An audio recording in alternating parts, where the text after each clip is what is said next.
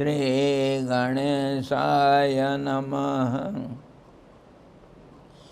ॐ यतः सर्वाणि भूतानि प्रतिभान्ति स्थितानि च यत्रैव उपशमं यान्ति तस्मै सत्यात्मने नमः।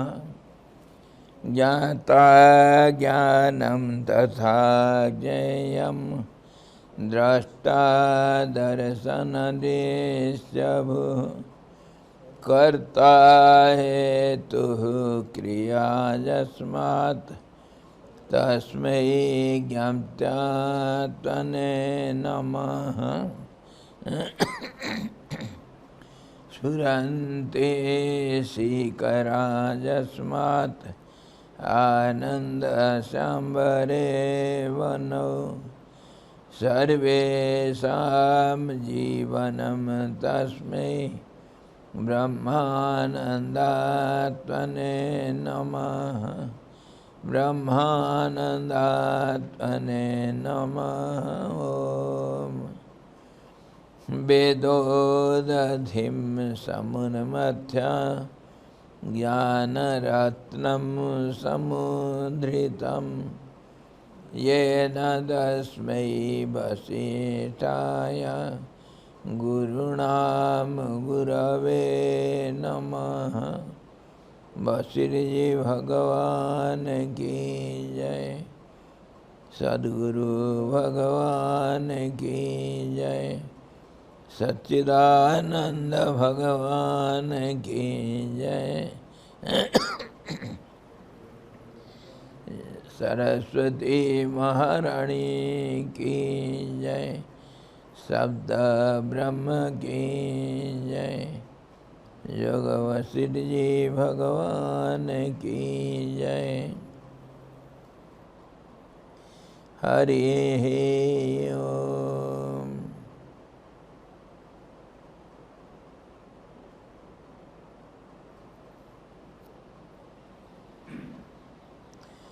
हम लोग योग वशिष्ठ निर्वाण प्रकरण का पूर्वार्ध और 85वां अध्याय का विवेचन कर रहे हैं, जिसमें प्रसिद्ध कथा चूड़ाला और शिखिध्वज की वार्तालाप चल रहा है। चूड़ाला एक रानी चूड़ाला, वह 18 साल तक राजा शिखिध्वज जो राज्य को छोड़ करके जंगल में चला गया था, उसके साथ कोई डायरेक्ट कांटेक्ट नहीं रखा। यद्यपि वो सब कुछ जानती थी, राजा क्या क्या कर रहा है और उसके मानसिक स्थिति क्या है, वो सब चीज़ उसको पता था। लेकिन 18 साल के बाद जब उसने देखा कि अब राजा का मन थोड़ा कुछ ज्ञान उपदेश ग्रहण के योग्य हो चुका है, तब वह अचानक अभी अपना वेश बदल करके किसी एक देवपुत्र अथवा कोई दिव्य मतलब देवर्षि के लड़का जैसे ऐसा एक सुंदर बहुत तेजस्वी रूप ले करके शिखिध्वज के सामने उपस्थित हुई। तो शिखिध्वज उसको कोई देवपुत्र समझ करके उसका चूड़ाला का अतिथि सत्कार किया और बड़े भक्तिभाव से उनको आसन और पाद धोने के लिए जल इत्यादि समर्पण किया, पुष्पांजलि समर्पण किया और वह देवपुत्र रूपधारी चुड़ाला जब बैठ गई तो अपने आप बोल दी, राजा तुम राज्य को छोड़ करके यहाँ आकर के जो तपस्या कर रहे हो, ये वास्तविक धन्यवाद का पात्र हो तुम। और इतना त्याग आसान नहीं है सर्वसाधारण के लिए। तो उसी से शिखिध्वज राजा समझ गया, अरे ये तो सर्वज्ञ है। इसलिए और भाव भक्ति बढ़ गया। और शिखिध्वज पूछता है, भगवान आप कौन हैं, कहाँ से आए हो, किस उद्देश्य से मेरे पास आ गए आप, आपका परिचय दीजिए, आप कहाँ से हो, क्या नाम, क्या धाम, क्या करते हो, कैसे यहाँ आने का उद्देश्य, ये सब चीज़ें आप बताइए। तब चुड़ाला आप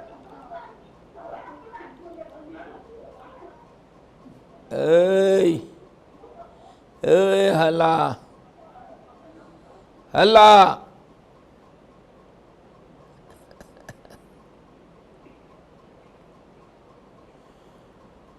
तो चुड़ाला अपना परिचय देते हुए आधा में अभी है, वो इस प्रकार कहने लगी कि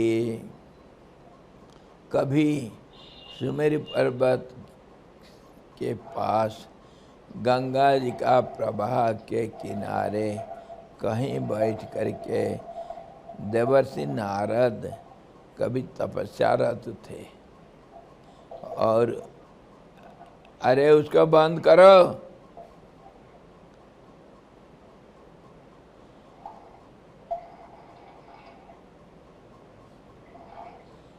हरिओम, सुनाई नहीं पड़ रहा है।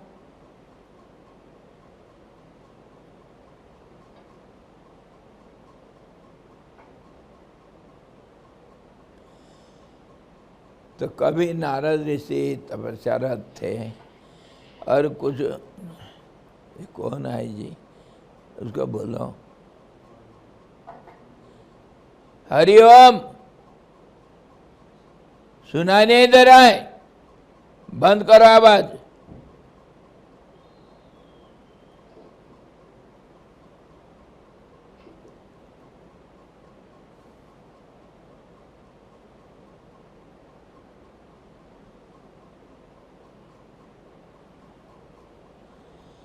तो चुड़ाला अपना जन्म वृत्तांत कहने के बहाने अपनी कहानी शुरू की।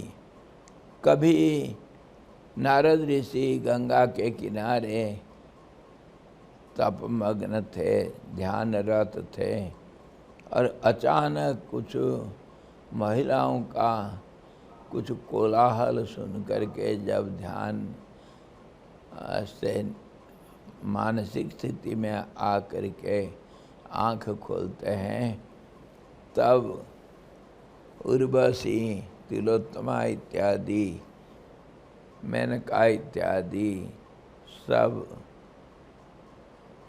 अप्सरा लोग गंगा जी में आकर के जल केली करता हुआ देखे, तो उससे उनका मन कामासक्त हो गया था।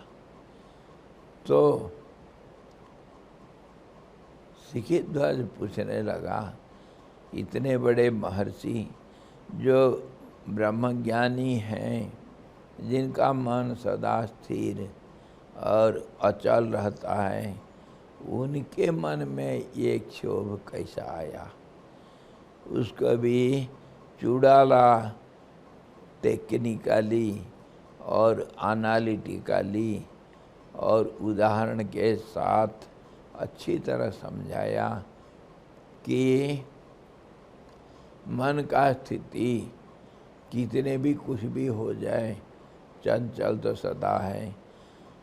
समाधि में रहते हुए भी जब कभी समाधि से नीचे मन का स्थिति आ जाती है, तब फिर उसमें काम, क्रोध, लोभ इत्यादि आसुरी संपत्ति और दया, धर्म और सत्य, अहिंसा इत्यादि दैवी संपत्ति का होना स्वाभाविक है।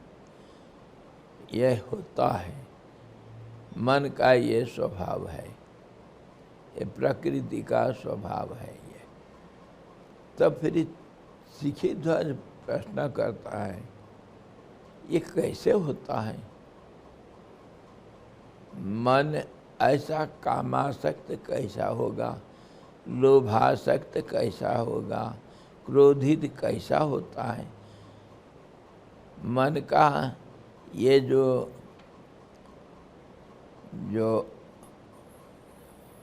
पॉजिटिव एटीट्यूड और नेगेटिव एटीट्यूड होता कैसे? तो उसको भी चुड़ाला बड़ा विश्लेषण पूर्वक क्या होता है उसको समझाई। वो ऐसा समझाई कि जब चेतन आत्मा जो पहले स्थिर था, समाधि अथवा ध्यान अवस्था में जो स्थिर था, वो अगर अस्थिर हो जाता है तो इसको चित्त मानो। चेतन मतलब ये व्यवहारिक सत्य जो चित्त नाम से जाना जाता है, जहाँ पर बीज का भंडारा के रूप में हम देखते हैं। कैसे? जैसे संस्कार सब इकट्ठा होकर के चित्त में रहते हैं, वो सदा सर्वदा जब तक नष्ट नहीं हुए, हमेशा वो अपने आप को बढ़ाने के लिए जब अनुकूल परिस्थिति मिल जाता है, तब फिर अपने आप का जो भावनाओं को बढ़ाने का प्रक्रिया में लग जाते हैं। उसी को मन का स्फुरण कहते हैं। स्फुरण मतलब एक संस्कार फिर इंद्रिय और तन्मात्राओं के माध्यम से इंद्रियों का जो बाह्य जगत का नाम रूप के साथ, इंद्रिय का विषय के साथ जब स्पर्श होता है, कांटेक्ट होता है, तब उस समय फिर वो संस्कारों को, वही जो जानकारी को वो ला करके फिर चित्त में सूक्ष्म रूप से उसको डिपॉजिट करते हैं, उसको रखते हैं। जैसे बीज भंडार में मान लो अनेक किस्म का बीजों का संग्रहालय होता है। वो बीज जब अनुकूल समय और परिस्थिति उसको मिलता है, तो बीज अवश्य अंकुरों को जन्म दे करके वृक्ष अथवा लता का रूप ले करके वृद्धि के साथ फिर अनेक बीज में बदल जाता है। मतलब बीज में अनेकता होने का, अनेकता को प्राप्ति करने का एक मोमेंटम, एक टेंडेंसी, एक चेष्टा सदा सर्वदा सुप्त रूप से रहता है। जब मौका मिला वो फिर अनेकता में बदलने के लिए प्रयास करता है। इसको चेष्टा कहते हैं, टेंडेंसी, मोमेंटम अथवा एक प्रयास कहते हैं। चेष्टा ये प्रकृति का नियम है। एक हमेशा अनेक होने का प्रयास में रहता है। और इसी को वेदों ने कहा, एको हम बहुश्याम, मैं एक हूँ अनेक हो जाऊँ। इसका मतलब ये नहीं है कि एक के अलावा कोई अनेकता मिलेगा। बीज फिर उसी स्वभाव का बीज ही बनता है। आम का गुठली आम का फल बन करके उसके अंदर आम का ही गुठली बनेगी। और एक गुठली लगाए हम, वो आम का फल वृक्ष बनेगा। समय आने से फिर फल लगेंगे। फल के अंदर अनेक गुठली हमको मिल जाएंगे। तो सदा सर्वदा कोई भी एक हमेशा अनेक का रूप लेने में प्रयासरत रहता है। कुछ भी हो जाए, हर कर्म, हर वस्तु, हर प्रक्रिया, हर शक्ति और हर बीज संस्कार हमेशा अनेकता में बदलने का प्रयासरत रहता है।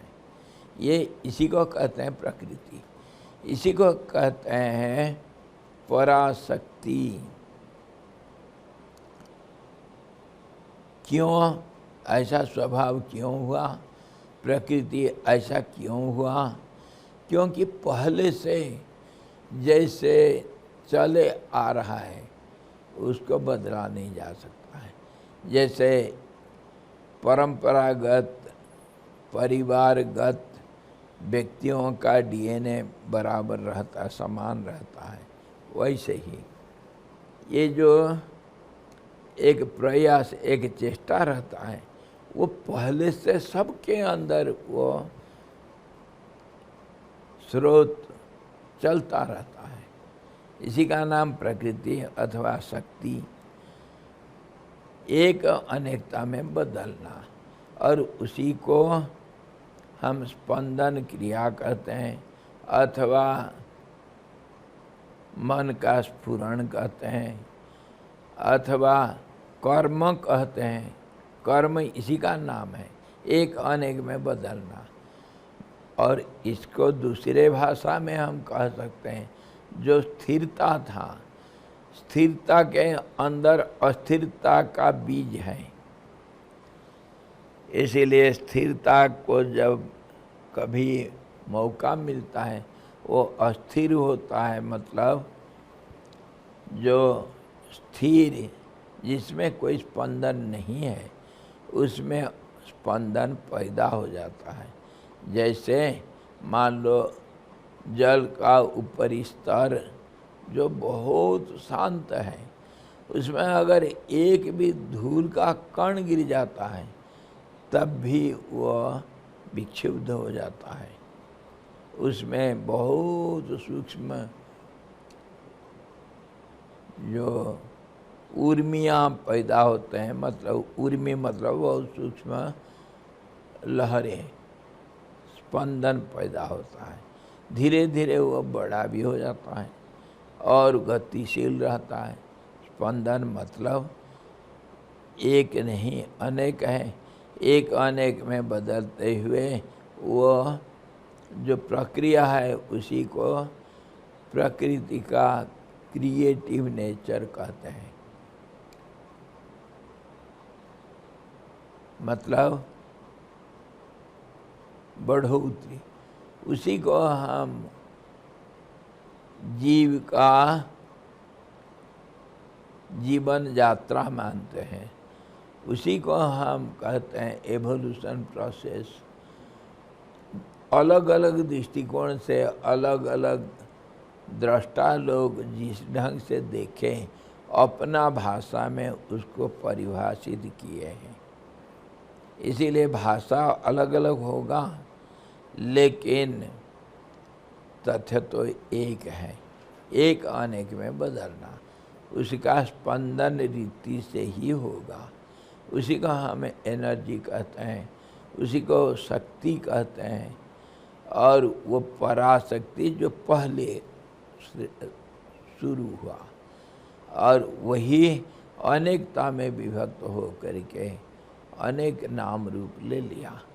और सृष्टि मतलब ये संसार मतलब संसार का जो शब्द है उस शब्द का आक्षरिक लिटरल मीनिंग होता है संसरति इति सर्गः, जो टेढ़ी मेढ़ी चाल से आगे बढ़ता रहता है। जैसे सरीसृप, जैसे सर्प है अथवा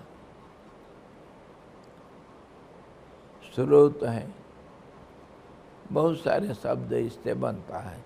श्री धातु होता है, मतलब मूल रूप होता है वो श्री। श्री मतलब चलना, और सीधा नहीं, टेढ़ी मेढ़ी चाल। जैसे कहा गया, एक वृत्त को अगर हम परिभाषित करेंगे तो उसको एक बिंदु का, एक पॉइंट बिंदु का गतिपथ मानते हैं। और वो गतिपथ कैसा है? सरल नहीं है, वक्र है। वक्र कैसा? हर पल में, हर पदक्षेप में वो दिशा बदल देती है। तभी जा कर के एक ही तरफ अगर दिशा बदलते जाएगा तब एक वृत्त बन जाता है। वो एक बिंदु का गतिपथ है। और जिसको हम सरल रेखा कहते हैं उसमें भी हर पल में अपोजिट दिशा में बदलता हुआ चलता है, इसलिए सरल रेखा करके दिखता है। परंतु गति मतलब दिशा परिवर्तन किसी भी हालत में होगा, सूक्ष्म हो चाहे स्थूल हो, दिशा परिवर्तन होगा ही होगा। ये प्रकृति का नियम।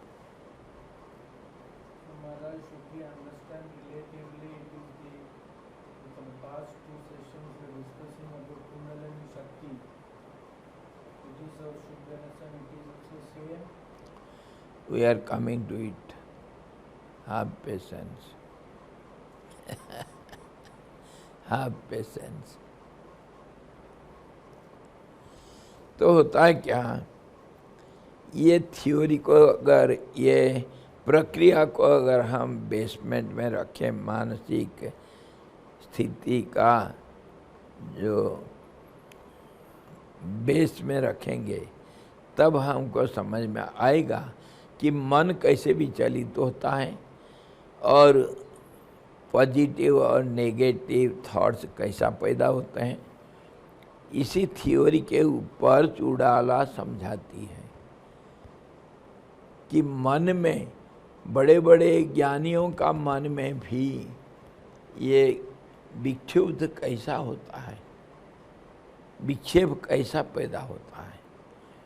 उसी को वो चुड़ाला समझा रही थी शिखीध्वज को कि मन मतलब चंचलता, और वो चंचलता कैसे होता है?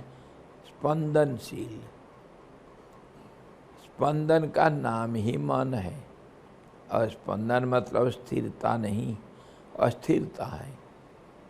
और उसमें फिर अस्थिरता होगा तो गति उसी को कहते हैं। अस्थिरता का नाम गति, स्पीड, मूवमेंट। तो ऐसा जब होगा तो मन क्या करता है? मन मतलब यहाँ चित्त लो। चित्त, मन चार रूप से जाना जाता है, फोर फोल्ड माइंड। एक तो चित्त जो बीज भंडार के रूप में देखा जाता है, उसके बाद फिर अहंकार, उसमें एक फॉल्स आइडेंटिटी आ जाता है कि मैं, वो अनेक रूप में आएगा। और स्थूल रूप से हमारा जो शरीर का भावना, उसी को मैं मानते हैं हम स्थूल रूप से। सूक्ष्म रूप से प्रति हर एक स्पंदन को मैं माना जाता है, और वही गतिशील हो करके स्थूल रूप ले करके फिर शरीर बन जाता है। शरीर मतलब एक समूह, एक समूह। बॉडी मीन्स एक कलेक्टिव टोटालिटी, इसी को हम शरीर कहते हैं, देह कहते हैं। तो चुड़ाला का कहना ये है कि जब मन क्षिब्ध हो गया तो फिर क्या करता है वो चित्त, पहला शक्ति रूप लेता है, जिसको हम पराशक्ति अथवा कुंडलिनी शक्ति के नाम से जानते हैं। वो पहले स्थिर रूप, अति सूक्ष्म गतिशील, जिसको हम स्थूल रूप से स्थिरता कहते हैं, स्थूल रूप से relatively we tell it balanced state, but it is not balanced. Very micro waves are there, which is not visible to mental eye also. Mind cannot see it. There is movement. Absolute steadiness is only one, that is truth. And all these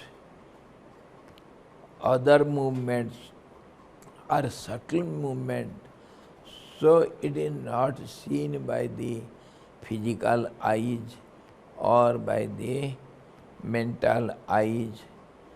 क्योंकि mental आई मतलब अपने आप में अस्थिरता है, अस्थिरता अस्थिरता को नहीं देख सकता है, अंधकार अंधकार को नहीं देखता है, प्रकाश ही अंधकार को देखेगा। प्रकाश मतलब यहाँ हम कहते हैं स्थिरता को, जिसमें सब चीज़, हर चीज़ जो कुछ भी है वो साफ है। सफाई को हम एकता मानते हैं और उसको शुद्धता मानते हैं, उसको जिसको हम अंग्रेजी में कहते हैं ट्रांसपेरेंसी। ट्रांसपेरेंसी का नाम शुद्धता, परफेक्शन।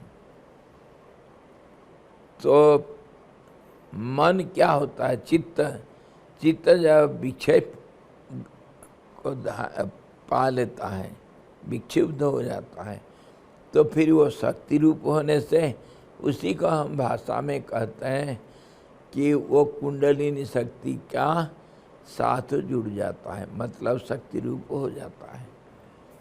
तो फिर होता है क्या हुआ, वो सारे जितने शरीर में 72 करोड़ नस नाड़ियाँ हैं, 72 करोड़ से ज़्यादा है, नस नाड़ियों का जाल फैला हुआ है, अति सूक्ष्म अति स्थूल भी है, उसको वो स्पंदित करता है। वही एक ही शक्ति का नाम है, सारा शरीर को स्पंदित करता है। सारा शरीर स्पंदित होना मतलब मन भी स्पंदित होता है। तो शरीर में एक अस्थिरता पैदा हो जाता है। और साइंटिफिकली अगर हम कहेंगे, मेडिकली साइंस कहता है कि अगर आपको भय हो जाता है तो शरीर में एक रस पैदा होता है, जिस रस को सूंघ करके जो हिंस्र प्राणी वो सहन नहीं कर सकते हैं, इसीलिए उसके ऊपर आक्रमण कर देते हैं अपना रक्षा के लिए। वैसे ही क्रोध में एक शक्ति पैदा होता है, नेगेटिव पावर, जो पॉइजनस होता है और ये नस नाड़ियों को शरीर में उसको जला डालता है। ऐसे ही लोभ और जितने सब अच्छे गुण हैं और बदगुण हैं, बुरे गुण हैं, सब शरीर में विक्षोभ का नाम है। विक्षोभ मतलब शरीर, मतलब शरीर फैला हुआ जो नस नाड़ियों का जाल, करोड़ों, जिसको साधारण आंख से माइक्रोस्कोप में भी देखना असंभव होता है। बहुत माइन्यूट एक बाल को अगर 1000 हिस्सा कर दिया जाए कितना सूक्ष्म होगा। वो स्पंदन उतने ही सूक्ष्म है। उस रूप से नाड़ियाँ भी ऐसी ही हैं। तो उसको हम दूसरे भाषा में भी प्राण कहते हैं। और प्राण का अलग अलग कार्यस्थल और कार्य प्रणाली को लेकर के प्राण, अपान, व्यान, उदान इत्यादि नामकरण किया गया एक ही स्पंदन शक्ति को। तो इसी प्रकार शरीर में जब विक्षेप पैदा होता है तब मन भी विक्षिप्त होकर के ये काम, क्रोध अथवा सत्य, अहिंसा इत्यादि पॉजिटिव नेगेटिव गुणों को पैदा करता है। पैदा क्या करता है, उसी का नामकरण ऐसा होता है। Yes,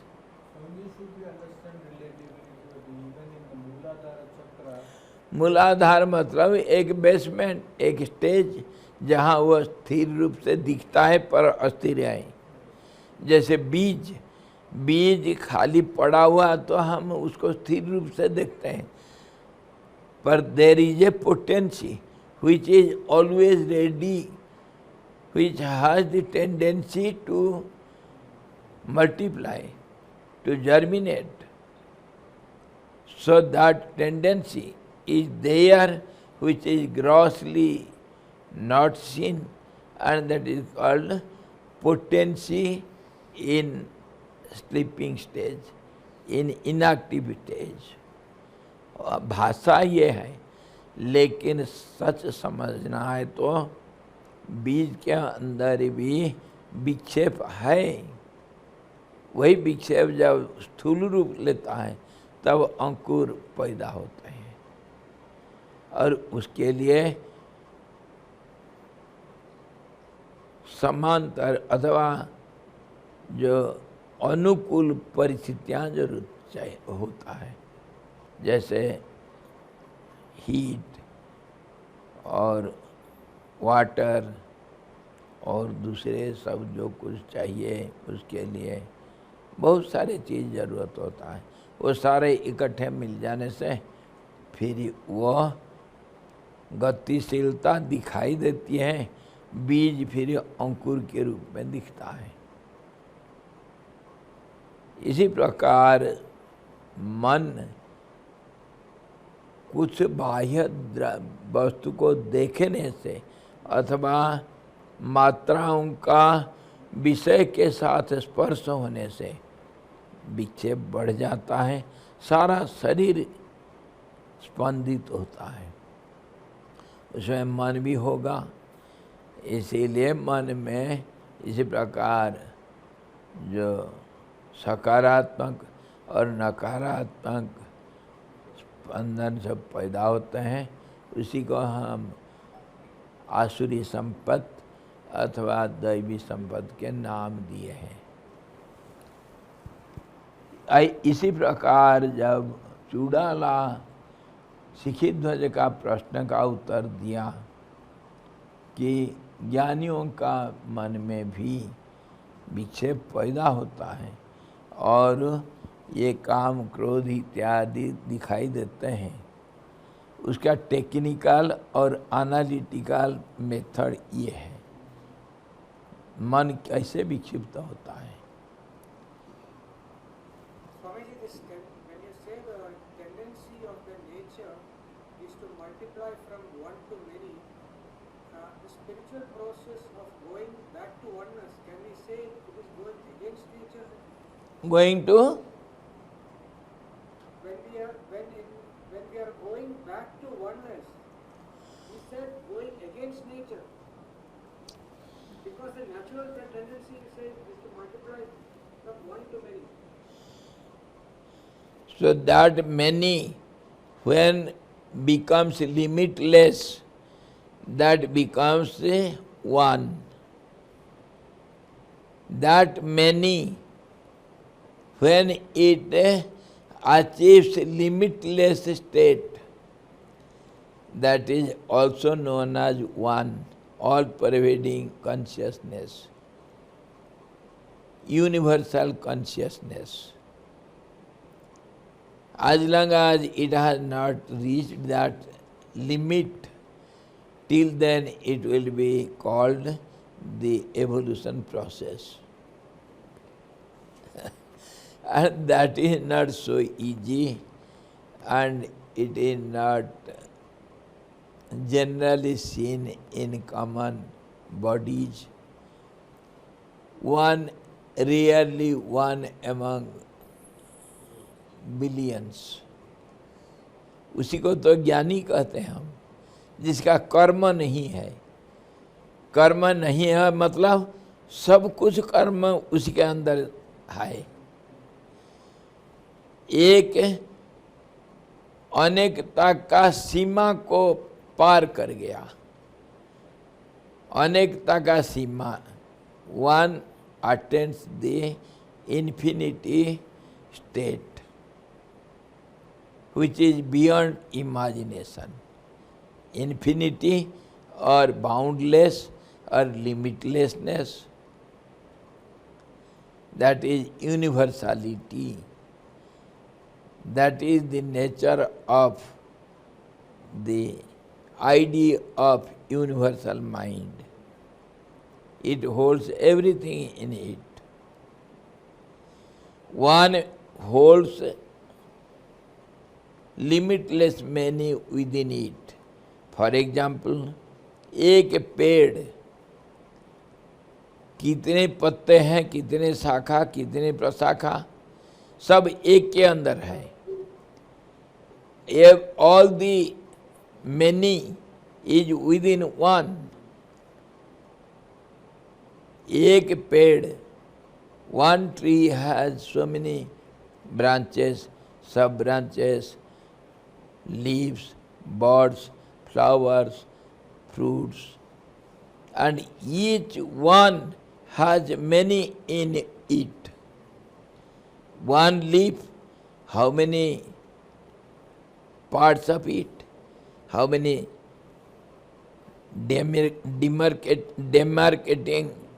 demarcating lines?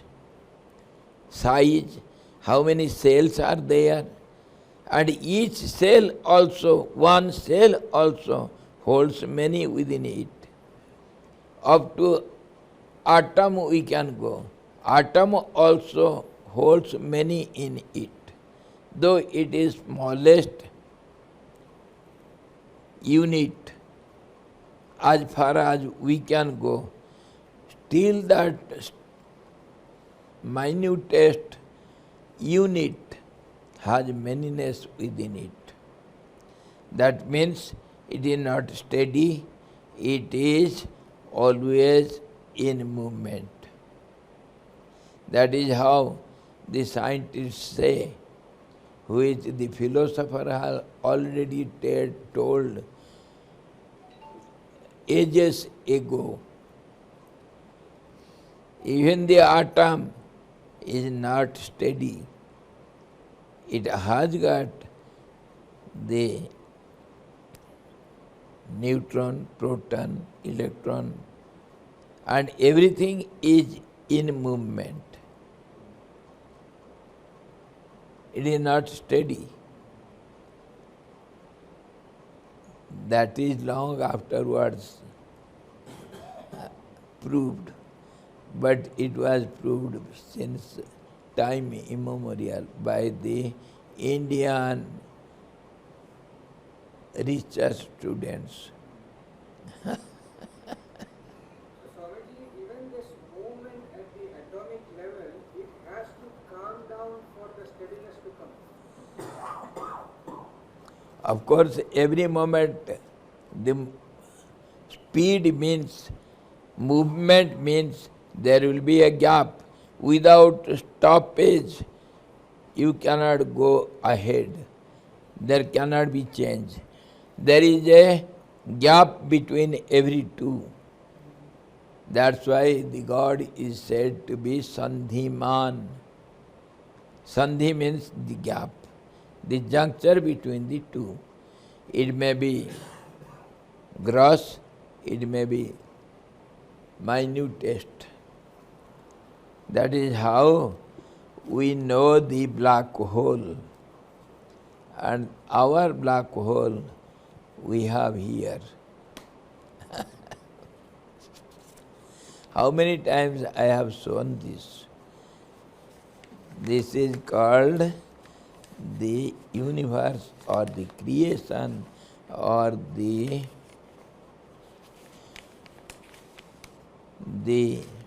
truth itself, which is Anoranyan Mahato Mahyan. How many times we have seen it? This is called your universe, your black hole, your white hole, your truth. There is no end to this synchronizing speed. This is called Anoranyan, smaller than the smallest. It is not clear definition. Nothing is clear here. And this side, there is no end to its growth. It grows to infinity and it minimizes to the infinity. Both way, Anoranyan, Mahato Mahyan. Greater than the greatest, and the same thing is known as smaller than the smallest. Same thing. There is no two, only one. All these manyness are within one. This is called black hole. Whatever comes, it is observed within it. And there is no end to the black hole. There is no growth to the black hole. That's how the scientists say. The absolute singularity, that is what we say, Anoranyan, Advaitam, one without a second. We cannot say one, because one is a word which has expectation of two, possibility of two. That's how one is, one stands. That is neither one nor not one. So it can be said, one without a second, no possibility of growth there. That is said in different terms, the absolute singularity. Beyond that, there is no singularity. And they say, the modern scientists, the horizon of events where no movement is there. Movement means event, which we call karma. There is no karma. We cannot say it exactly. That's how they say the horizon of events.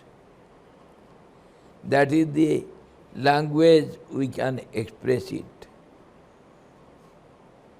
So in this way, we have to understand the truth and the world both together.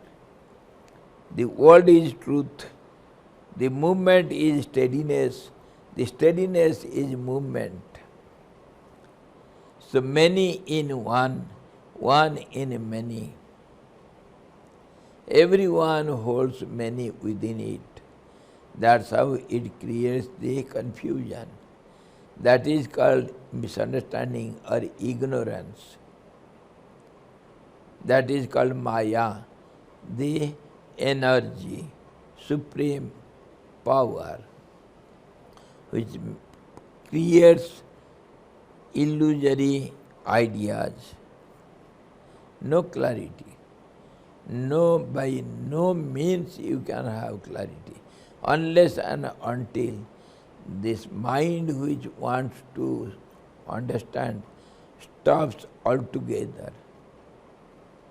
That we say philosophically, Naiskarmya Siddhi, the horizon of events. कर्म का नहीं होना. Thing is same, but language differs. So this is what Chudala explained to Sikhidhwaj. Now Sikhidhwaj. So karma, Swamiji, what you just said, karma ka nahi hona, that is how you bring it to steadiness. I mean, that Yes, yes, yes.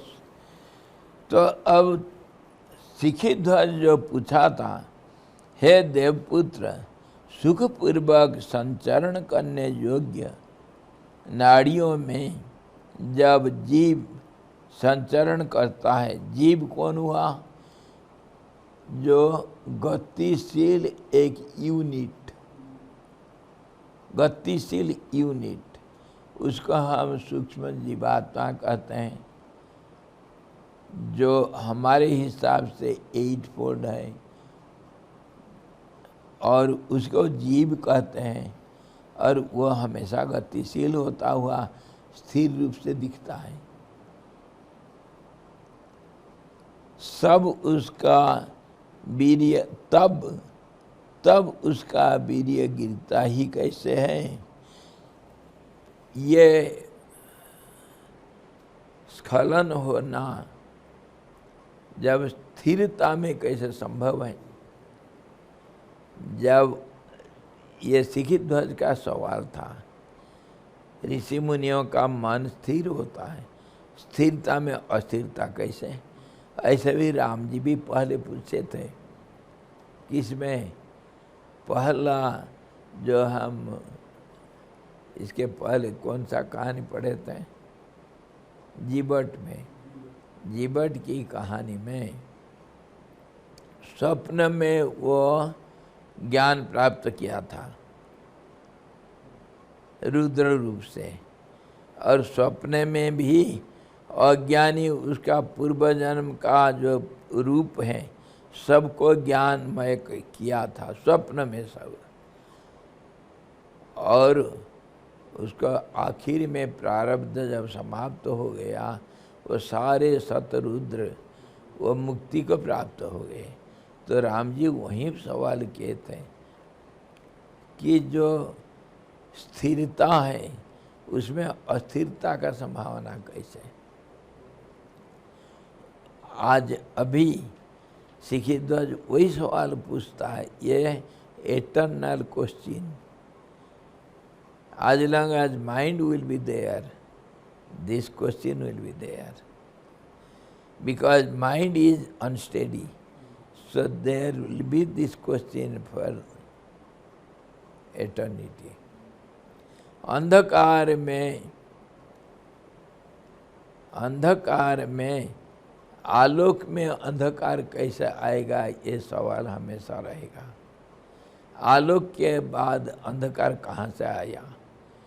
आलोक में कभी अंधकार का loveless नहीं है, तो आलोक में कैसे अंधकार का संभावना रहा? ये सवाल तो अनसॉल्व्ड, तो उसको उत्तर देते हैं ऐसे ही हाफाजार्डली कि जैसे आकाश में नीलिमा का अनुमान किया जाता है, जैसे खरगोश का सींग का अनुमान किया जाता है, जैसे बंध्यापुत्र के बारे में हम बहुत चर्चा करते हैं तो ऐसे ही जैसे रेगिस्तान में वो मरीचिका के अंदर जल के बारे में हम चर्चा करते हैं, जो नहीं है उसके ऊपर चर्चा करते हैं, जैसे हमारे कुचंद्रम करके कुछ चीज़ है, वो क्या है कोई भी नहीं जानते। वैसे ही हमारे पुराणों में उदाहरण आया है, गंड भैरव नाम का पक्षी वो आसमान में रहता है, आसमान में जिंदा रहता है, पूरा जीवन जीता है, आसमान में अपना घोंसला बनाता है, आसमान में वो अंडा देता है, वो अंडा जब बच्चा में बदलता है, वो अंडा गिरते गिरते बच्चा पैदा हो जाता है और वो बच्चा फिर वही आसमान में उड़ जाता है। तो और वो जब शब्द करता है तो प्रलय का संकेत है। इससे क्या समझे? ये असंभव को कुछ ना कुछ कहते हैं। और बूढ़ी माँ के कहानी में जैसे बच्चे को बूढ़ी समझाती है, बेटा कहानी सुनो। एक था राजा और उसकी थी एक रानी, उसकी नहीं थी रानी। एक था राजा, उसके नहीं थी रानी, उसके हुए 3 पुत्र और बंध्यापुत्र यह तो उस तीनों का एक सिर नहीं था, एक का तो पेट नहीं था, एक का तो पैर नहीं था। ऐसा 3 पुत्र राजा का हुए।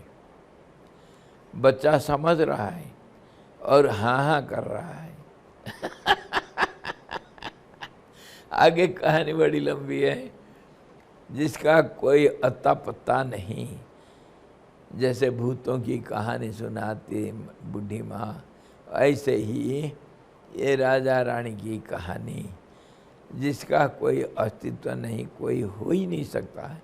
उसको बच्चा कुछ मन में ठान लेता है और कुछ समझ जाता है। वैसे ही हमारा समझ संसार के बारे में और परमात्मा के बारे में। अज्ञानी जीव ज्ञान का चर्चा करता है, अंधकार आलोक के बात करता है वैसे ही हमारा सब चर्चा,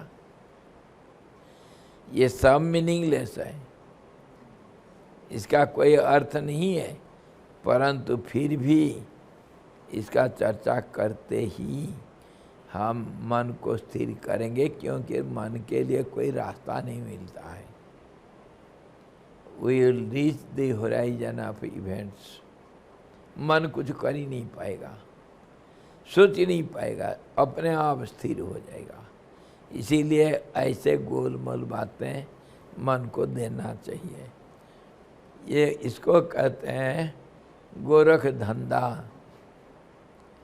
गोरख धंधा जो बारीक धागा का एक उलझा हुआ एक गुच्छा, उसको सुलझाओ। जितने सुलझाने के लिए कोशिश करेंगे उतना वो उझलते जाता है, उलझ जाता है। तो इसी का नाम गोरख धंधा। हम जितनी समझने के लिए कोशिश करते हैं उतना वो कॉम्प्लिकेटेड बनते जाता है, क्योंकि मन का क्षमता नहीं। जब तक मन स्थिर नहीं हुआ, मन जब स्थिर हो जाएगा ये उलझन को छोड़ देगा। अरे मेरे से नहीं होगा, फेंका उसी का नाम संसार को त्याग करना। संसार एक गोरखधंधा है, संसार एक पजल है, संसार एक प्रश्नवाचक है, प्रश्न है, जिस प्रश्न का उत्तर कभी किसी को नहीं मिला। इसीलिए जब नहीं पाता है आखिर क्या करेगा। बच्चा जब कोशिश करता है कुछ करने के लिए, नहीं कर पाता है, आखिर रोना शुरू कर देता है, चुप बैठ जाता है, रो रो करके भी थक जाता है, तब चुप हो जाता है। डर के मारे जब कुछ सोच ही नहीं सकता है तो आंख बंद करके बैठ जाता है। ऐसे ही मन आंख बंद करके चुप हो जाएगा जब, तब उसको समझ में आएगा कि क्या सोच रहा था वो, जिसका कोई अता पता नहीं, जिसका कोई मूल नहीं। ये ऐसा सवाल है जो पैरासाइट्स हम देखते हैं, परजीवी, उसका ना जड़ है ना उसका कोई पैदावारी है, कुछ नहीं है, लेकिन ये फैलता है, बहुत फैलता है। परजीवी दूसरों के ऊपर, तो ऐसे ही हमारा मन एक परजीवी है, कुछ आधार ढूंढ लेता है और उसी के ऊपर फैलता जाता है। बिना आधार से मन कुछ सोच ही नहीं सकता है। इसलिए विषयों का, जो इंद्रियों का विषयों को सहारा बना लेता है, जिसमें कुछ नहीं है। अभी इसको सारे चुड़ाला समझाने के बाद शिखी ध्वज का ये सवाल रहा कि भाई स्थिरता में, मुनि ऋषियों का मन स्थिर होने से ही ध्यान करते हैं, समाधि में जाते हैं। जहाँ स्थिरता है वहाँ अस्थिरता का कैसे संभावना हुआ। तो चुड़ाला उसको उत्तर दे रही। चुड़ाला ने कहा, राजन, स्त्री पिंड के अवलोकन के बाद राग वासना के उद्बुद्ध हो जाने के कारण, राग आसक्ति, आसक्ति मतलब बारंबारता, बारंबारता, वो जो राग पैदा होता है, एक आसक्ति पैदा होता है, एक कामना पैदा होता है, भावना, मन का एक स्पंदन पैदा होता है, जो बारंबारता के कारण स्थूल रूप ले लेता है। तो राग वासना के उद्बुद्ध हो जाने के कारण क्षुब्ध हुआ जीव सेना को राजा के समान अधिष्ठान भूत भोक्तृ चैतन्य की संस्मृति मात्र से, सम्मति मात्र से, भोक्तृ चैतन्य, अधिष्ठान भूत भोक्तृ चैतन्य, इससे क्या हम समझते हैं? अधिष्ठान मतलब बेसमेंट, दे आधार, मूलाधार। मूलाधार में कुंडलिनी शक्ति है, मतलब मूलाधार कोई जगह नहीं है, एक भावना जनक एक उत्पत्ति स्थल, उसी को सबस्ट्राटम कहते हैं, उसको बेस कहते हैं, starting point. Starting point of what? Starting point of disbalancing state. तो जैसे राजा सेना को ऑर्डर देता है, वैसे ही भोक्तृ चैतन्य अधिष्ठान में जो है, मतलब हम यहाँ स्थूल रूप से चित्त को अधिष्ठान लेंगे, जबकि वो नहीं है। अधिष्ठान को कोई कभी देखा नहीं, जो मन के परे है, मन क्या जानेगा अधिष्ठान क्या होता है। सर्व का कारण, सब का कारण, कारण रहित कारण, इसको हम समझने के लिए अगर हम रिलेटिव वर्ल्ड में रिलेटिविटी का नियम को ढूंढते रहेंगे तो every cause will have effect, the effect again becomes the cause for another effect. कारण कार्य को जन्म देता है, वो कार्य फिर दूसरे कार्य का कारण बन जाता है। इसी प्रकार संसार का जो चक्र चलता रहता है, cause and effect, cause and effect, cause and effect, effect and cause, ये साइकिल चलता रहता है इन्फिनाइटली, एंडलेसली। खाली एक जगह पर नहीं, हर पग में ये साइकिल चलता है। इसको कहते हैं गुप्त चक्र, दिस साइलेंट और द अनसीन और the secret cycle of the nature. Everywhere there is cycle. संसार चक्र इसी को कहते हैं। तो अभी क्या होता है, चित्त को हम फॉर द टाइम बिंग आधार मान लेते हैं, क्योंकि वही बीज भंडारा है, उसमें सारे संस्कार बीज रूप से है और वो थोड़ा बहुत रिलेटिवली स्थिर है, जबकि अस्थिरता उसमें कण कण में भरा हुआ है। तो उस चित्त को अगर हम लेंगे अधिष्ठान, तो फिर उसी को हम कहेंगे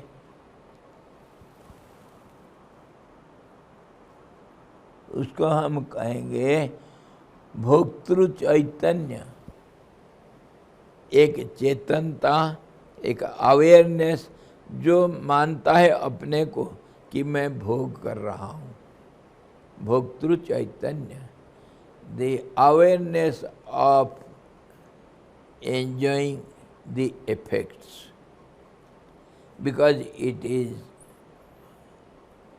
always in tendency of movement, so it becomes the doer, the ego becomes the doer, and then the doer will be enjoyer.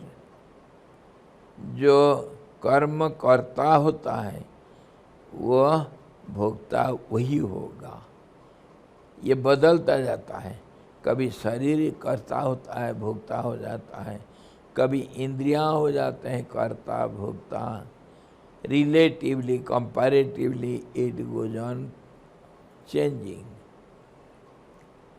तो जो अभी अधिष्ठान रूप से जो चित्त को हम मान रहे हैं अभी, वह भोक्तृ चैतन्य, मतलब awareness of enjoyer, because it assumes the ego of doership.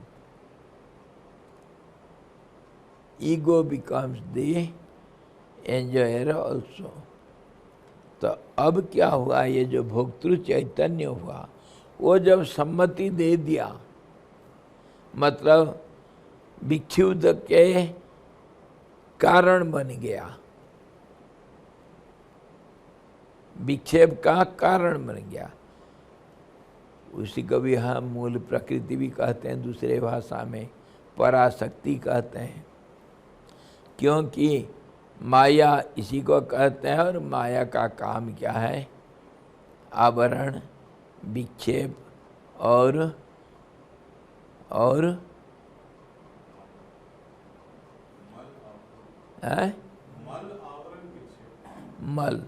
मल उसी को कहते हैं, आवरण को। जैसे कपड़ा में धूल का आवरण आ गया तो उसको हम मैला कहते हैं, तो जिसको हम मल कहते हैं उसी को भी आवरण कहते हैं। एनवलपिंग लेयर, एनवलप। और विक्षेप कैसा होगा? It will envelope only when it will be in motion. तो विक्षेप उसी को कहा गया। विक्षेप मतलब गतिशीलता, गति को ही विक्षेप कहा गया। विक्षेप मतलब क्षेपण, विशेष क्षेपण। क्षेपण मतलब अग्रगति, फेंकना। तो गति को ही क्षेपण कहते हैं। गतिशीलता का नाम ही विक्षेप है। स्थिरता का नाम विक्षेप नहीं हो सकता है। तो हुआ क्या यहाँ? वो जो भोक्तृ चैतन्य है, जो ईगो हुआ अथवा जो चित्त हुआ, वह जब भोग करने का इच्छा को धारण कर लेता है, भोक्तृ चैतन्य, मैं भोगता हूँ, इतना होते ही in the fraction of second it spreads over the whole body, और वह सारा शरीर को विक्षिप्त कर देता है। क्योंकि उसी का तो वो तो आधारभूत है। अच्छा, अब ये जो आधार और अधेय अथवा कॉज एंड इफेक्ट, इसके ऊपर हम आधा चर्चा करके छोड़ दिए। रिलेटिवली, इन रिलेटिव वर्ल्ड, कंपैरेटिव वर्ल्ड, हर दो में एक होगा डिपेंडेंसी, उसी को हम कहते हैं परतंत्रता। एक में परतंत्रता नहीं, स्वतंत्र है ये। जब दो हो गया, तुलना शुरू होता है। कोई बड़ा होगा, कोई छोटा होगा, कोई मोटा होगा, कोई पतला होगा।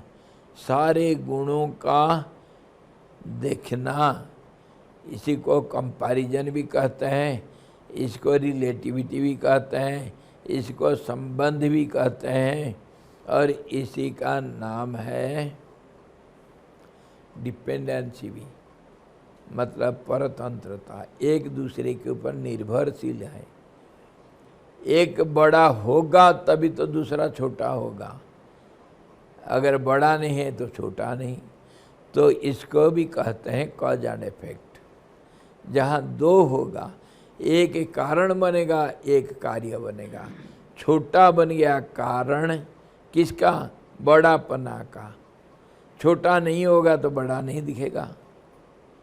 इसीलिए छोटा को हम कारण मानते हैं, बड़ा को कार्य मानते हैं। और उल्टा भी ये सच है, बड़ा भी कारण बनता है छोटापना के लिए। इसी को कहते हैं डिपेंडेंसी, निर्भरशीलता। एक दूसरे के ऊपर निर्भर है। अच्छा, दो में कॉज एंड इफेक्ट देखा गया, लेकिन जब एक होगा, neither there is cause nor there is effect, because there is no comparison, there is no relativity, there is no dependency।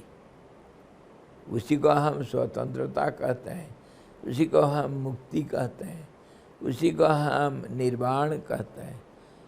एक में कभी आशाओं का संभावना नहीं हो सकता। आशा मतलब कुछ प्राप्ति। ये छोटा हुआ तो बड़ापना को प्राप्त करने के लिए हमेशा एक टेंडेंसी इसमें रहता है, और बड़ा हुआ तो छोटा से हमेशा भय का, एक तुलनात्मक भय का, क्योंकि ये छोटा है तो बड़ा हो जाएगा। कितना बड़ा होगा? मैं छोटा हो जाऊंगा। इसलिए इसी प्रकार ये जो डिपेंडेंसी, जो निर्भरशीलता है, उसी का नाम है विक्षेप भी, परतंत्रता भी, और संबंध भी, बढ़ोतरी भी, और उसी के बीच में एक संध्या होगा, दो के बीच में। इसीलिए संध्या कैसा होता है, दो के बीच में हमेशा भावना का जो स्पंदन वो हमेशा झूलता रहता है, अस्थिर रहता है। ये कैसे, ये कैसे, उसी को मन कहते हैं। और बुद्धि उसको स्थिर करके उसका निष्पत्ति करता है। बुद्धि उत्तर है और मन है प्रश्न। प्रश्न मतलब मन में दो भावना, दो स्पंदन पैदा हुआ, दो के बीच में कौन कैसा, इसको बुद्धि स्थिरता पूर्वक निष्पत्ति करता है। बुद्धि निश्चयात्मिका है, decisiveness, decisive power is known as intellect. जितना डिसाइड करते जाएंगे, intellect will be sharper and sharper. अगर उसको इस्तेमाल नहीं किया है तो जैसे चाकू जंक खा करके ठूटा हो जाता है, काटने के लिए संभावना नहीं रहता है उसमें, वैसे बुद्धि भी स्पंद रहित और मंद बुद्धि उसी को कहते हैं जो सोचता नहीं। सोचना मतलब बुद्धि का कार्यशीलता और निष्पत्ति हर वक्त करते रहना, तब बुद्धि ज़्यादा सूक्ष्म और ज़्यादा निश्चयात्मिका होता है। तो इसी प्रकार वो उत्तर दे रही चुड़ाला कि जब वो भोक्तृ चैतन्य मतलब भोगने का, मैं भोगता हूँ, ऐसा अहंकार जब स्वीकार कर लेता है कि मैं भोगता हूँ क्योंकि मैं करता था, दृष्टा था, तब फिर ये होता है क्या, वो सारा शरीर को विक्षिप्त कर देता है, सारा शरीर में स्पंदन पैदा कर देता है, उसका नाम विक्षेप। और उससे होता है क्या, कुछ भी हो सकता है। विक्षेप में कोई निश्चितता नहीं है। तो वो राग वासना के उद्बुद्ध हो जाता है। राग मतलब दो होने से आसक्ति होगा, बारंबारता भी होगा, तुलना होगा, और जो सहायता चाहिए, सहारा होगा एक दूसरे का। सहारा मतलब डिपेंडेंसी, एक दूसरे के ऊपर सहारा होता है, कॉज एंड इफेक्ट इसी को कहते हैं। दो में कॉज एंड इफेक्ट पॉसिबल है, एक में नहीं।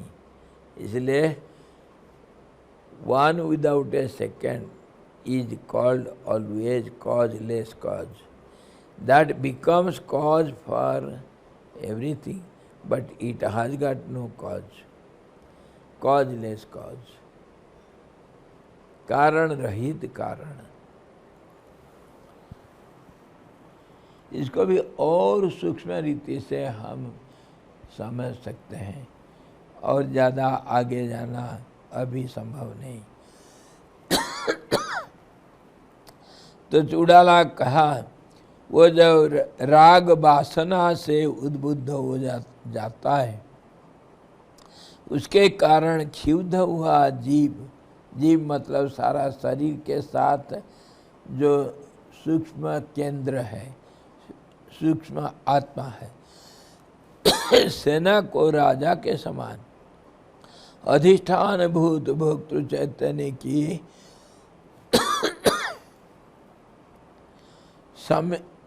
सम्मति मात्र से, सम्मति देता है मतलब स्वीकार कर लेता है, प्राण आदि वायुओं को क्षुब्ध कर देता है। प्राण ज़्यादा स्पंदित हो जाता है, शरीर में ज़्यादा चंचलता पैदा होता है। वो चंचलता में फिर कोई निश्चितता नहीं रहता है, इसलिए कुछ भी कर सकता है। क्रोधी आदमी को देखो, लोभी को देखो, अति लोभ से मन कुछ भी कर बैठेगा। अति स्वार्थ से मर्डर तक भी कर लेते हैं, जो नहीं करना चाहिए उसको भी कर लेते हैं। अति क्रोधान्वित होने से बुद्धि काम नहीं करती, स्थिर हो जाती है और वो कुछ भी कर सकता है। कोई कुछ नहीं कर सकता, बोल सकता है कि क्या करेगा ये। इसी प्रकार प्राणवायु को विक्षुब्ध कर देता है। प्राणवायु फिर सारा शरीर को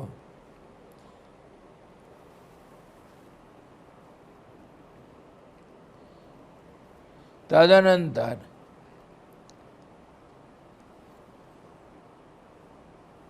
मेद मतलब मांस, अस्थि, हड्डी आदि के अंदर संचरण करने वाले व्यान वायु। व्यान जो होता है, हम इसके पहले प्राण अपान समान के बारे में हम विचार किए थे, जब कुंडलिनी शक्ति के बारे में विचार किए थे। प्राण ऊर्ध्वगामी, अपान अधोगामी होता है, उसका स्वभाव होता है। अपान इसीलिए रेचन क्रिया करता है, शरीर का मल को बाहर फेंकता है, और प्राण शुद्ध करता है। और ऊर्ध्वगामी होता है तो नाभि के ऊपर खास करके, जबकि सारा शरीर में विस्तार रूप से, सूक्ष्म रूप से प्राण नाभि के ऊपर तक काम करता है और नाभि के नीचे अपान वायु काम करता है। समान नाभि के पास दोनों का गति को समानता में बदलता रहता है, समान वायु। और जब प्राण अपान में टक्कर होता है तब जठराग्नि पैदा होता है। प्राणापानम समय कृत्वा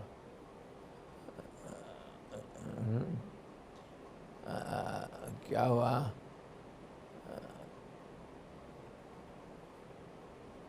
अरे यार, भोजन कैसा हजम होता है। अहम वैश्वानरो भूत्वा प्राणिनाम देहमाश्रित्य प्राणापानम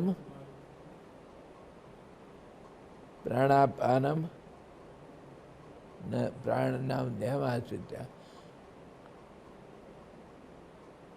अरे दूसरा क्या, आधा, हम वैश्वानरो भूत्वा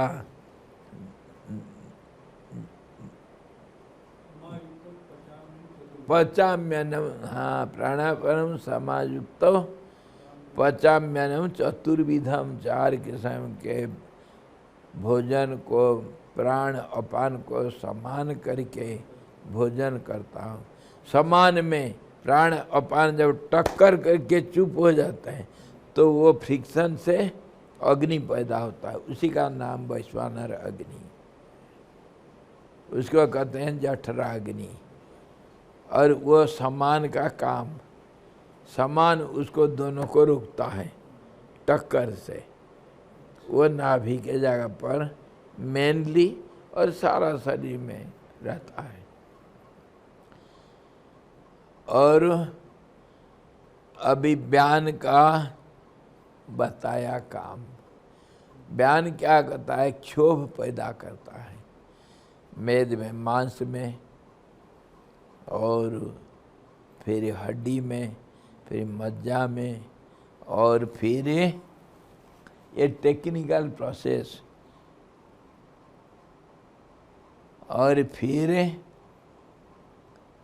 उसके अंदर संचरण करके अस्थि के अंदर व्यान वायु का प्रेरणा से समस्त अंगों में विद्यमान मेदा का अंतर्गत सारभूत सार, मज्जा सार, उत्तम सौगंध्य के सदृश अनुगत रजोभाग को, सूक्ष्म अंश को, रज मतलब छोटा कण, धूल को रज बोलते हैं।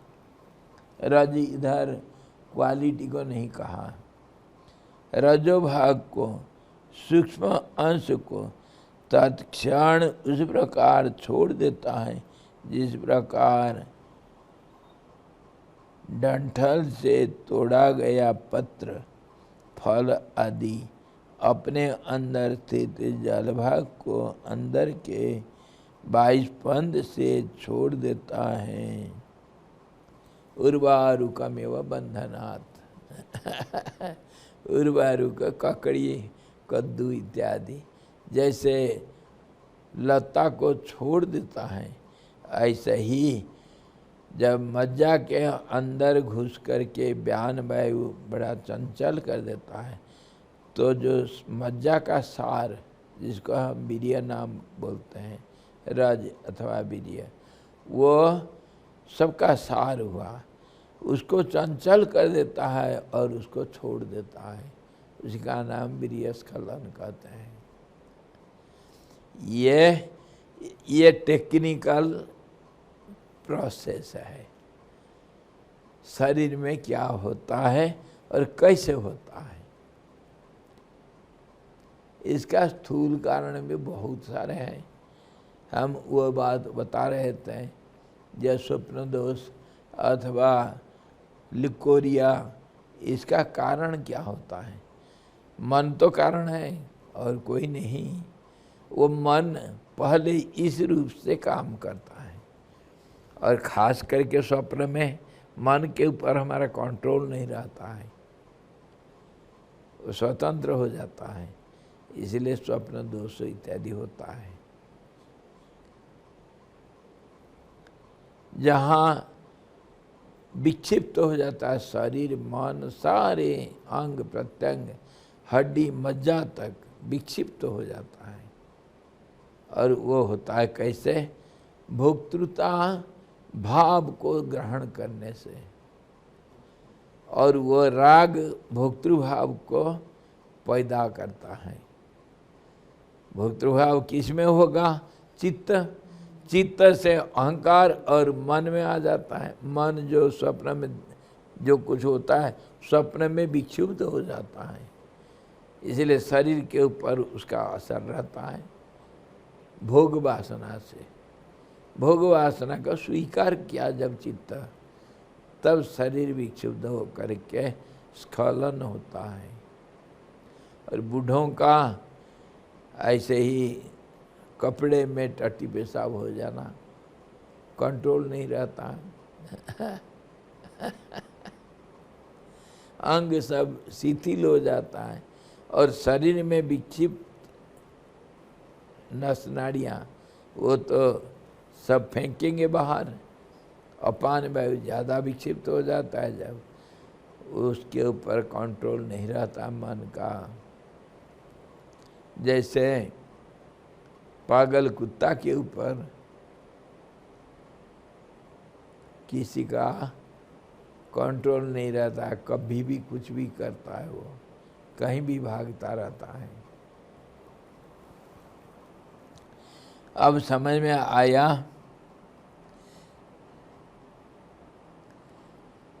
तत्क्षण उस प्रकार छोड़ देता है जिस प्रकार डंठल से तोड़ा गया पत्र, फल आदि अपने अंदर स्थित जलभाग को अंदर के 22 पंद से छोड़ देता है। इस प्रकार शरीर का रेचन क्रिया होता है, कुछ भी बाहर चले जाता है। अपान वायु क्षुब्ध होगा तब फिर टट्टी, पेशाब,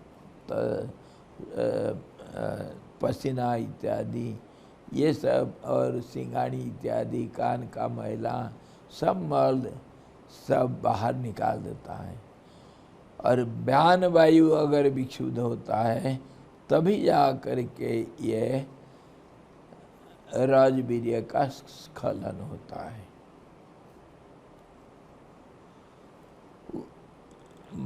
वह छोड़ा गया रज सूक्ष्म अंश मतलब सार सब अंगों से विचलित होकर नाड़ियों द्वारा नीचे मूलाधार स्थान तक ऐसे जाता है जैसे आकाश में विद्यमान मेघ आदि पूर्वोपात से वर्षणोन्मुख होकर नीचे भूतल पर आते हैं। ये भाषा को थोड़ा आप समझना कठिन होगा। मूलाधार तक वह चला जाता है कौन? वह विक्षुब्ध जो रस सार। कैसे? उदाहरण देता है, मेघ आदि बादल, ये कैसा? पूर्वोपात, बात मतलब वायु। एक कहावत है, बारिश कब होता है? ये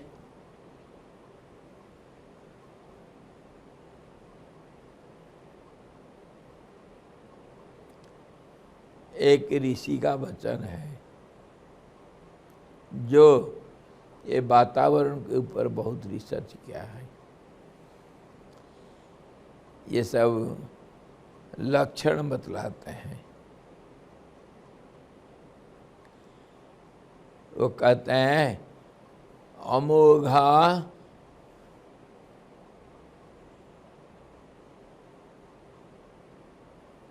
अमोघा उत्तरे मेघा। उत्तर से जो बादल आता है ये हिमालय में लागू नहीं होता है, ये साधारण सारा स्थल प्लेन एरिया में। अमोघा उत्तरे मेघा, अगर मेघ उत्तर से दिखाई दिया, अमोघ होता है मतलब जरूर बारिश करेगा। अमोघा पूर्वे वायावह, पूर्व से अगर वायु चल पड़ा तो बारिश अवश्य होगा।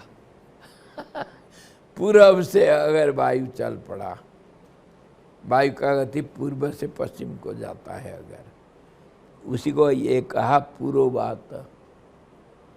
और अमोघा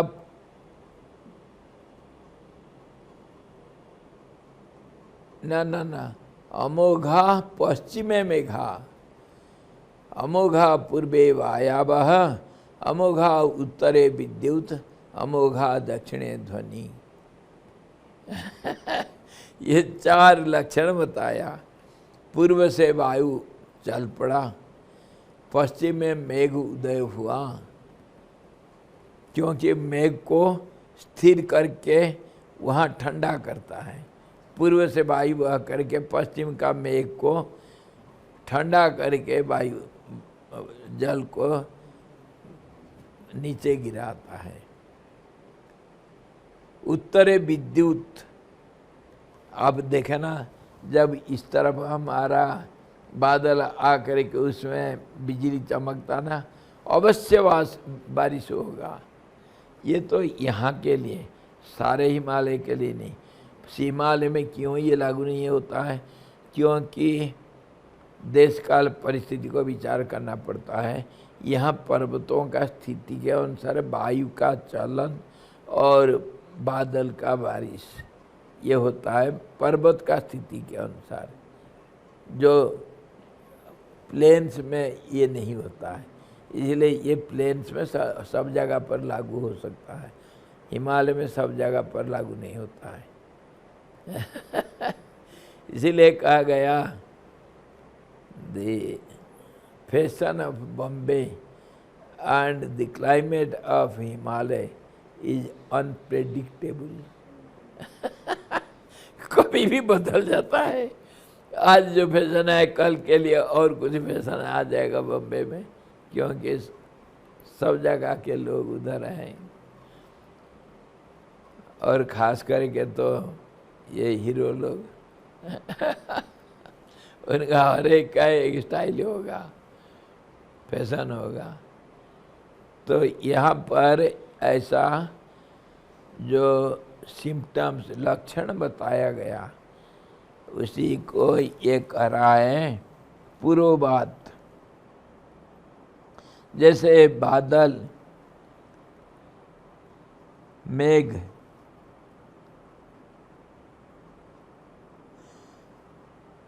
पुरोबात से वर्षणोन्मुख होकर बारिश करने के लिए उद्यत हो करके नीचे भूतल पर आते हैं, पानी बारिश कर लेता है। ये लक्षण ये कौन सा ऋषि, में थोड़ा भूल रहा हूँ नाम, वो क्लाइमेट के ऊपर बड़ा भारी रिसर्च करके बहुत सारे लक्षण बतलाए हैं। फिर मूलाधार में आने के बाद नाड़ी द्वारा स्वभावतः ही बाहर निकल जाता है। इसी प्रकार स्खलन होता है। मेरे पूर्वाश्रम के पिताजी बड़े रिसर्च स्टूडेंट थे। मैं भी उसके अनुसार बहुत सोचता था बचपन में, इतना सोचता था कि चारों तरफ अंधेरा हो जाए, चक्कर आ करके मैं जब तक गिरा नहीं तब तक सोचता रहता। कभी एक दिमाग में कुछ घुस गया तो सोचते रहता। तो वो क्या बोलते थे, उधर वो उसी इलाका में पिताजी को इंद्र देवता मानते थे और सर्पेश्वर भी मानते थे। शाम का भी 20 हाथ चुटकी में ठीक करते थे। आधा घंटा के अंदर सांप काटा हुआ व्यक्ति आ जाए तो 100% ही विल क्योर इट। तो वो क्या करते थे, हर क्लाइमेटिकल कंडीशंस को नोट करते थे। और लोग जब आते हैं पूछने के लिए, बाबूजी बारिश कब होगा, हम रोपनी लगाना है, हम बीज बोएंगे, खेती के लिए हमको बारिश चाहिए, बारिश कब होगा। पिताजी वो पोथी को निकाल के सीक्रेटली वो कैलकुलेशन करके बता देते थे, 2 दिन के अंदर बारिश होगा।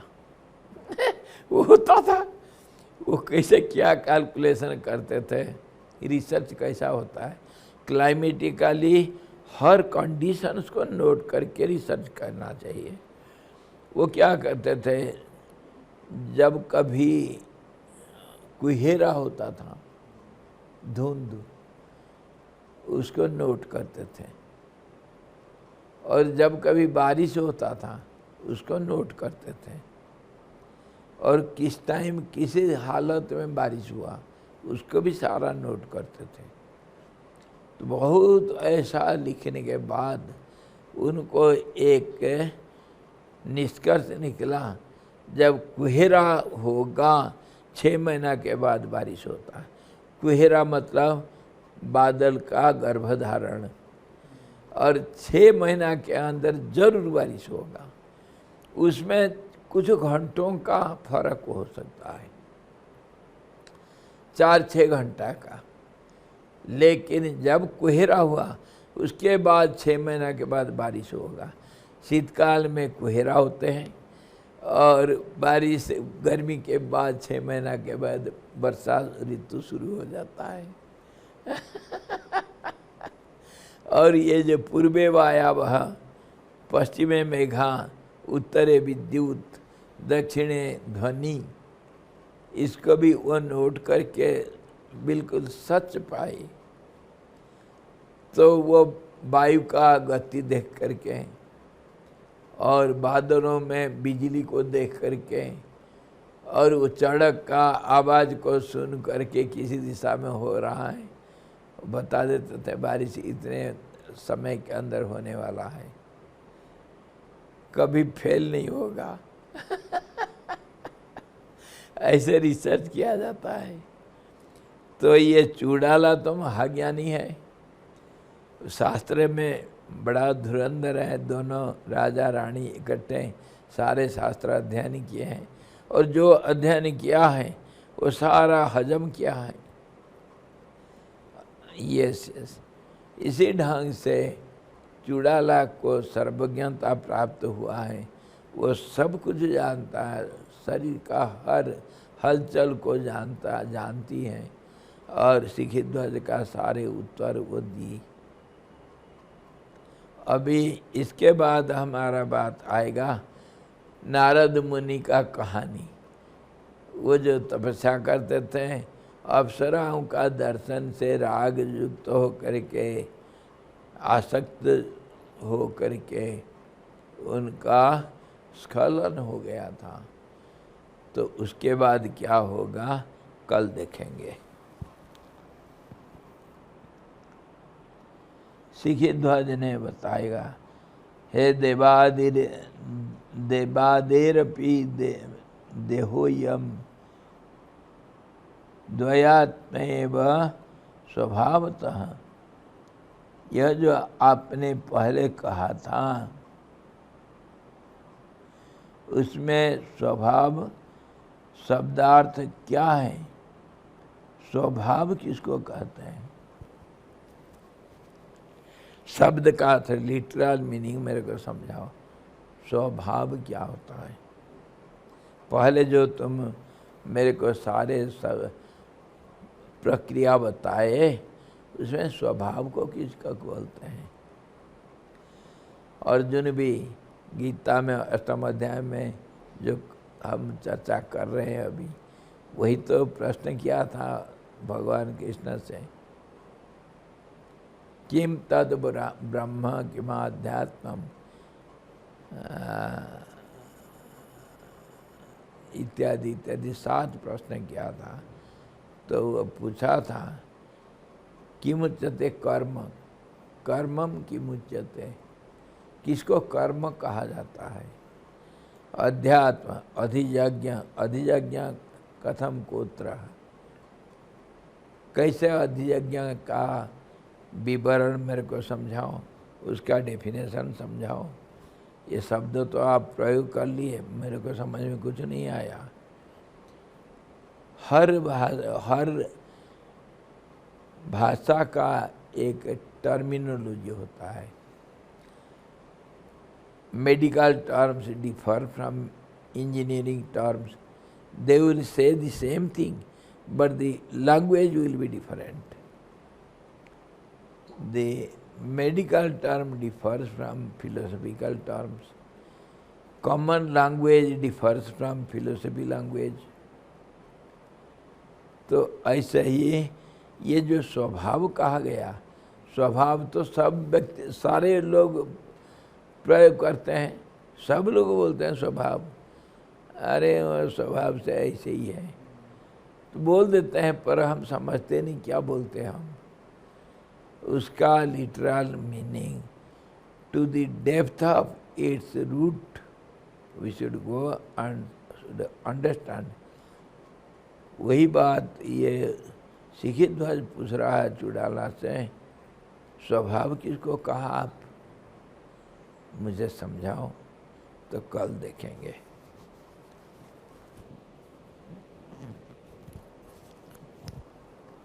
सिखिध्वज जो पूछा,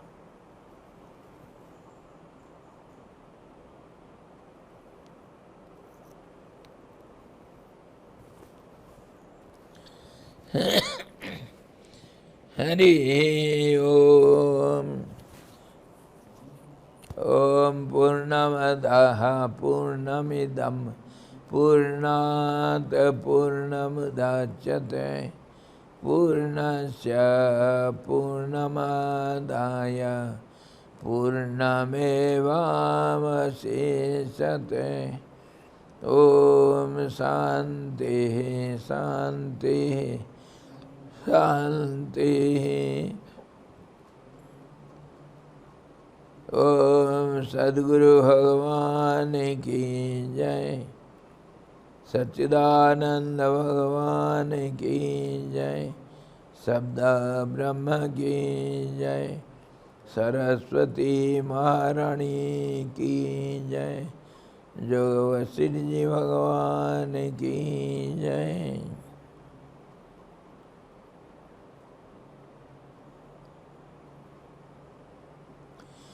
हरि ओम।